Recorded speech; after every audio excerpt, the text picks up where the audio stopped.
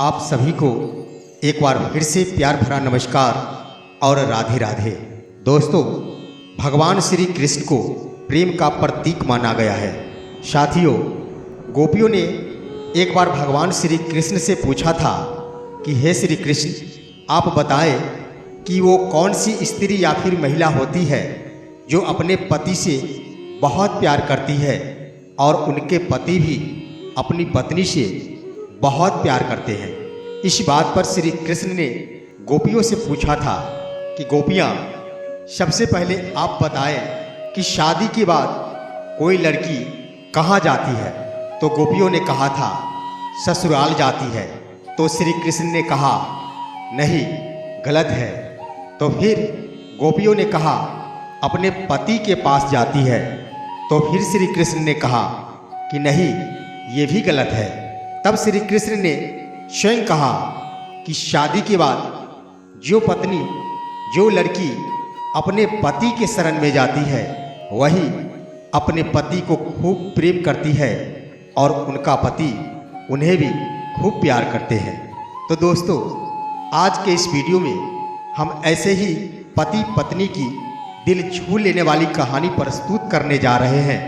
इससे पहले कि आप इस कहानी में विलीन हो, आप मेरे चैनल सब्सक्राइब कर बेल आइकन दबा लें। साथियों, एक रणधीर नामक इंसान था जो कि अपनी पत्नी से बहुत ही प्यार किया करता था। आखिर क्यों नहीं करता? क्योंकि उनकी पत्नी बहुत सुंदर भी थी और उससे भी ज़्यादा सुंदर उनके पत्नी के लंबे बाल थे। रणधीर एक छोटी सी नौकरी कर किसी तरह बड़ी मुश्किल से अपना गुजर बसर किया करता था। लेकिन दोस्तों, रणधीर को अपनी पत्नी का बाल बहुत ही पसंद था।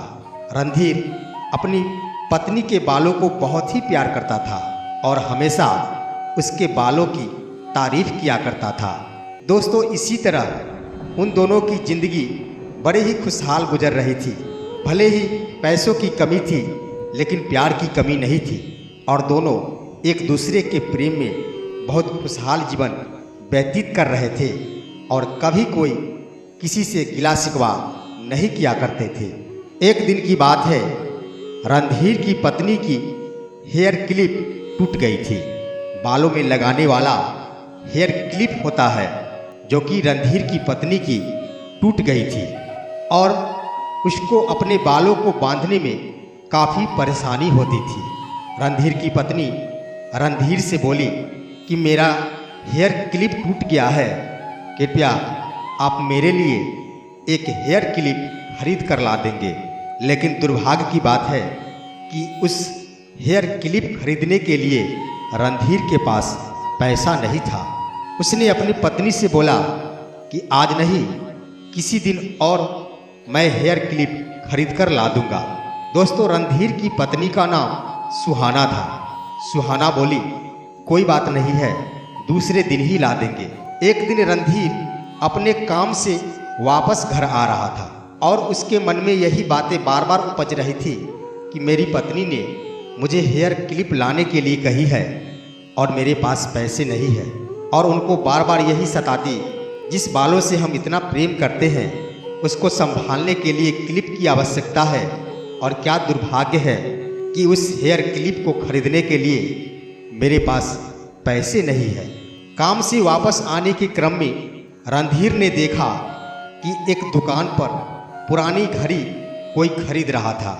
यानी पुरानी घड़ियों के खरीदार अपना स्टॉल लगाकर बैठे थे और जिनको भी आवश्यकता होती थी वो अपनी पुरानी घड़ी को वहाँ पर जाकर बेच लिया करते थे। रणधीर ने भी सोचा कि क्यों नहीं आज अपनी पुरानी घड़ी इसी समय बेच दिया जाए और उसी पैसा से अपनी सुहाना के लिए हेयर क्लिप खरीद लूँ। आज हेयर क्लिप देखकर मेरी सुहाना बहुत खुश हो जाएगी। यही बातें सोचकर रणधीर बहुत ही खुश था और सोच रहा था कि सचमुच सुहाना आज बहुत खुश हो जाएगी। और रणधीर ने वही किया। उसने अपनी पुरानी घड़ी को स्टॉल पर बेच लिया और उससे जो पैसे मिले उससे अपने पत्नी सुहाना के लिए हेयर क्लिप खरीद लिया। हेयर क्लिप खरीदकर वो काफ़ी खुश था कि आज अपनी पत्नी को बिना कहे सुने सरप्राइज देंगे। और वो हेयर क्लिप लेकर रणधीर अपना घर आया। घर आते ही उसने देखा कि सुहाना ने अपने बाल कटवा दिया था। ये देखकर रणधीर को बहुत अफसोस हुआ कि मैंने सुहाना के बालों के लिए हेयर क्लिप लाया था, लेकिन आज तो सुहाना ने अपनी बाल ही कटवा ली। साथियों, उस दिन रणधीर का जन्मदिन भी था।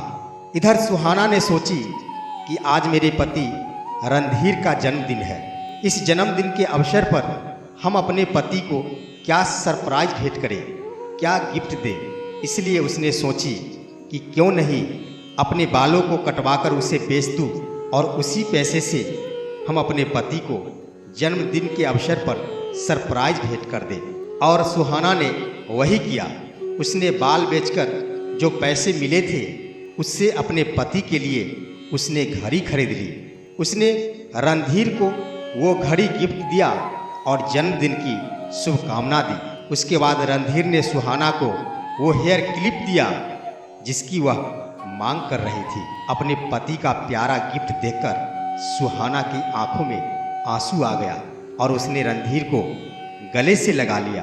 तो कहने का अर्थ है दोस्तों, सचमुच रणधीर अपनी पत्नी सुहाना से बहुत प्रेम किया करते थे। उनके पास पैसे नहीं थे, फिर भी उन्होंने अपनी पत्नी के लिए अपनी घड़ी बेचकर हेयर क्लिप खरीद ली थी।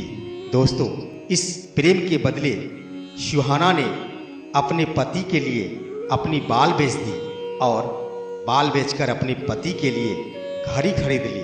तो दोस्तों, यहाँ देखा गया, जो पति अपनी पत्नी के लिए जो कुछ भी किया उससे ज़्यादा उसे अनजाने में मिल गया। सुहाना नहीं जानती थी कि आज उसके पति ने अपना घड़ी बेच दिया है, लेकिन अनजाने में सुहाना ने अपने बाल बेचकर अपने पति को वो घड़ी वापस करवा दी।